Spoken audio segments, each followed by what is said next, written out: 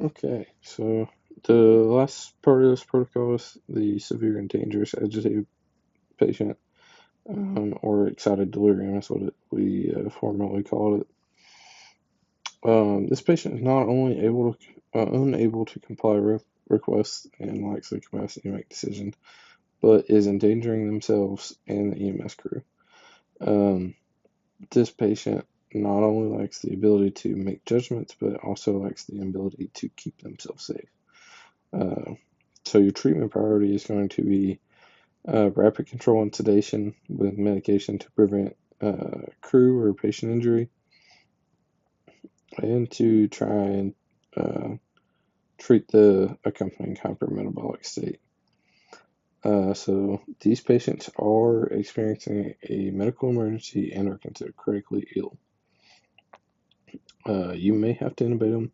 They have a high chance of injury, and it's possible they'll die. Um, so just be prepared for that. Uh, if you have to physically restrain them, only do it long enough to administer the medication. Um, physically restraining a patient is unacceptable uh, unless you're treating them pharmacologically. Once you do administer the medicine, then you restrain them with soft restraints or heavy restraints per this protocol. Again, we don't carry restraints at the ambulance inc, so keep that in mind. Once you, if you do restrain them if you work for another service, you cannot restrain them prone, hogtied, hobbled, or in any way that restricts airway patency. So, for these patients, uh, 10 milligrams IM Versed, you can repeat that in 10 minutes if you need to, or 5 milligrams if you already have an IV established. Um, ketamine is going to be 4 to 6 kilograms. IM adjusted ideal body weight, so it's ideal body weight plus 10. Um, again, remember that ideal body weight is based on height. If you don't have your ideal body weight chart, just handy here.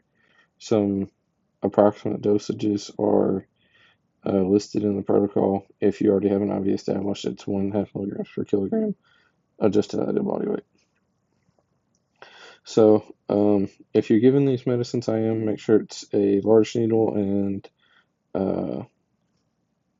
preferably into the vastus lateralis. Which I don't know off the top of my head. Let me look here real quick where that's at, because I looked earlier to remind myself. I want to say it's the thigh, and it is. Ideally injected into the thigh with a large bore IV, or not IV needle, but a large needle, so like 18 gauge.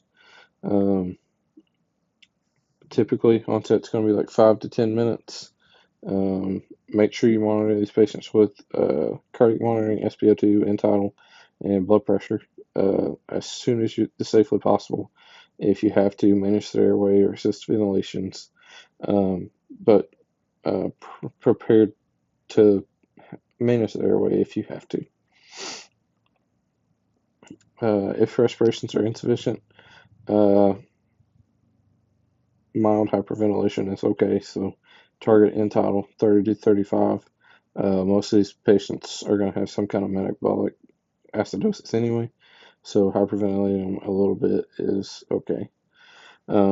Make sure you establish IV access as soon as safely possible. If it says to go ahead and give a liter bolus of some kind of crystalloid, so either normal saline or lactated ringers. If you do end up giving sedation, the patient has to be tended to at all times. Paramedic must never leave the patient's side unless your safety is at risk. Some adverse effects of ketamine include nausea, vomiting, hypersalivation, in that case, just elevate the head of the bed, suction is needed. Emergence reaction, so that's severe agitation as ketamine effects begin to wear off. So to treat that, you just give some Versed per moderate agitation protocol. And another complication could be laryngeal spasm. So Some signs of that: loss of end tidal waveform, hypoxia. To treat this, positive pressure ventilation with BVM and firm pressure between the mastoid process and mandible.